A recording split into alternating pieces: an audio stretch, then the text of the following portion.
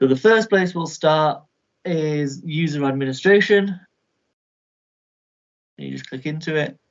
You get to see the company name that is this is just my test eShop account, which is Mike Limited. You get to see the list of all the users that are already in here and whether they're administrators or not. So there's me is what I'm logged in at the minute is the administrative account, and then there is a test account that I've got in here as well, which is not an administrator, which has different accesses. But if you wanted to create a new user, which we'll do now, let's just create a new user. We can call it. I'll do that. Password.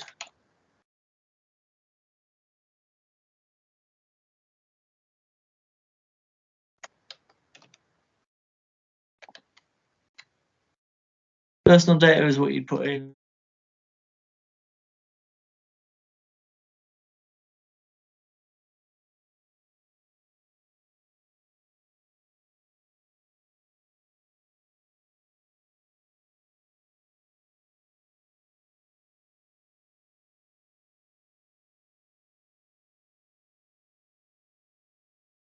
Whoever's the admin at the customer essentially should know this, and should just add new users if they have new styles or anything. Way easier.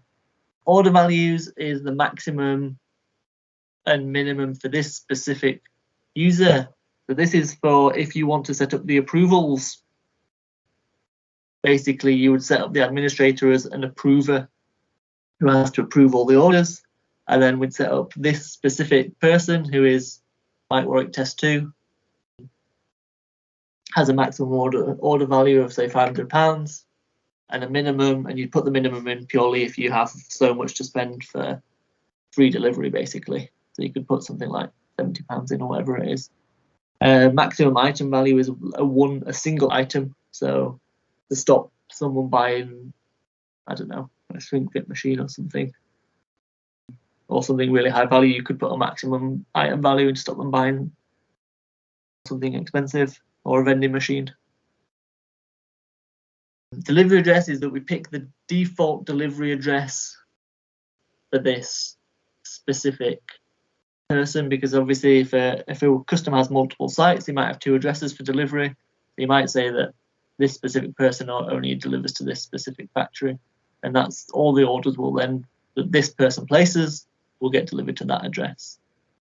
Cost centers we will come back to. It's basically a way of maintaining budgets, but we'll come back to that in the end. I'm not going to tick any, which means this person doesn't have any cost centers assigned to them, so they can just buy everything without any budgets. Rights, there are loads of user rights, and you just sort of got to know which ones to tick and which ones not to tick. Most of them are fairly self-explanatory if you have a read of what they are. Is allowed to request / order special items is when you go to the checkout. We can have a look at it in a bit. I'll show you where it is. When you go to checkout, you put your order number in, and just before you click checkout, it basically adds a field for any special requests. So if there's something that you couldn't find on the eShop, a specific size or a specific item that you're looking for as a customer, and you couldn't find it, you can manually type in this free text box and say, I'm ordering these 5 things, but I was also looking for one of these. I don't know, a certain drawer that they were looking for, but we couldn't find it. Do you do anything like this? And it basically sends a request through as an email, and then they can manually contact the customer, see what they want, suggest things to them. And then if they either order through eShop afterwards or order manually. Helpful for customers if they can't find something, basically. Is allowed to add to cart. To collective orders, again, collective orders is something we're going to come up to in a short bit. Essentially, a collective order is that every single user on an eShop can add into one big shopping basket for the whole of that customer. So essentially, you could have one manager who is allowed to edit and send the collective order. Just the one person can do it, but for example, in this one, the Mike Test 1 is just a guy on the shop floor who can add items to it, but isn't allowed to actually send anything. This is one way of monitoring what people are buying on the eShop, and it requires the whoever the admin person is, basically to go into the eShop, look at the big basket, see who's added what to the basket, and either approve it or delete the items and then send everything else off. Is allowed to search through all orders is self-explanatory. You get to search through any orders on the eShop only. It's not if they've rung up to Hoffmann and placed an order, they don't see all orders like that. They just see the eShop orders essentially. Is allowed to print quotations is, again, when you're in the checkout stage, instead of doing the checkout, right below the checkout button, there's a small thing saying print this as a quotation instead of checking out. And it essentially gives you a PDF document with the part and prices and everything and the quantity on.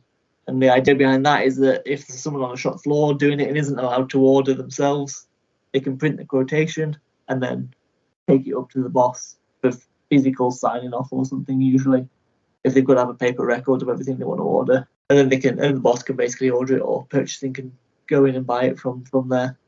Is allowed to edit or accept individual offers. This is if the customer rings up to Hoffmann or sends an email and asks for a quote, and we send a quote out from SAP.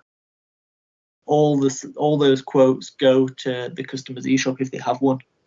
So if this is ticked, that this specific user can see all the individual offers and quotes that get transferred to the eShop and edit them and accept them and pay for them, basically. And then may view and print invoices is very self-explanatory. All invoices for eShop orders can be seen, and it's basically whether you allow them to see and print them or not. Is the eShop admin, again, self-explanatory. You'd only tick this for the person who you want to be able to edit users. A non-admin person can't come in and edit all these users like we're doing now. Is allowed to edit article codes is essentially if the customer has their own article numbers. Again, we're coming back to this later. If they've got their own article codes, they can put them in. So if they know our 150150 countersink as ABCD, they can link those two numbers together so that when they search ABCD, our 150150 countersink comes up. So it just makes it easier if they know their own codes. You can put that into the eShop, and then this basically allows you to edit them and add them in and change them, basically. You can also do is allowed to order articles only with an article code. This basically means that anything on any Hoffmann item where the customer hasn't assigned one of their own article codes is out of bounds, basically. So they can only order the ones that they've assigned an article code for. And you can do it via a big CSV file as well. We'll have a look at that in a minute. Is allowed to generate test orders only is essentially what we do. As this account that I've got is a test account, and when you click checkout, it doesn't actually send it to Hoffmann. You just is a dummy account, basically. But anyone who actually wants to place an order should have that unticked. Is allowed to select delivery address. Basically, when we were doing delivery addresses here, you could see that there was two different addresses. If the customer has two, when you go to the checkout, you can, having this ticked means that you can click on edit next to the delivery address and pick which one of the two you want to use, basically. And if it's unticked, then it is only that default address and they can't edit it. So most of the time we'd have it like that, to be honest.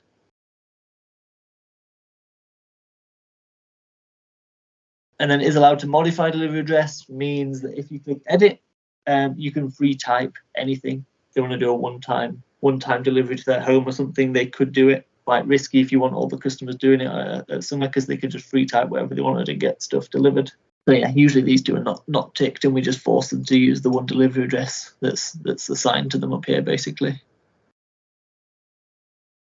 May pay by credit card and may pay by invoice, very self-explanatory as well. Credit card, when you click checkout and you're paying by credit card, basically a third-party software comes up for putting in your card number and your expiry date and your code, and then the payment just goes through and gets sent off in that way. And paying by invoices with the customer through SAP and paying with an invoice, how most customers pay. You can have both ticked if you want, and they can choose, but most customers will just pay by invoice. And then approver is where we're going to do the approval limits from these mins and maxes up here. So the approver is ticked for the administrator. So this is Mike test 2. So this is just a test user, so you wouldn't tick the approver for that. The approver is the administrator essentially. So that for this one, I would leave this one unticked, and it's ticked for my admin user on this account. So the orders have to be approved by, and in this list, you see all the users which have this box ticked here. So this is just a list of all the possible approvers on their eShop. So there's just one for me, it's the admin Mike Warwick. And this test user, do you require approval for the maximum? Yes, and for the maximum order value and the maximum item value. So yes, if we exceed either of this one or the maximums of either of these, then it comes through to me as the admin to say I've got to approve this order before it actually gets sent off. And then product filters, again, we'll come back to this in more detail, but you can do product filters per user. So you can see if it's not visible, or there's also an option which we'll see is that it's visible but not orderable. Most of the time, let's say a customer has a set PPE list and they only have 5 different types of gloves that are actually approved by the health and safety department. You don't want anyone coming onto Hoffmann and just buying any gloves that they want. It needs to be the approved ones. So usually we'll filter out so that no one can see or view PPE. And then we create a new user, and that is it.